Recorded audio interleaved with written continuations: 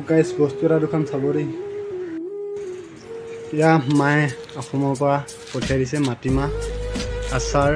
বগৰী আচাৰ এইটো কি হ'লে বৰা চাউল লাই শাকৰ গুটি ঔটেঙা এইটো কি জানো খুলি নাইছা আৰু ইয়াৰ গামোচা ইয়াত আছে কি তিল পিঠা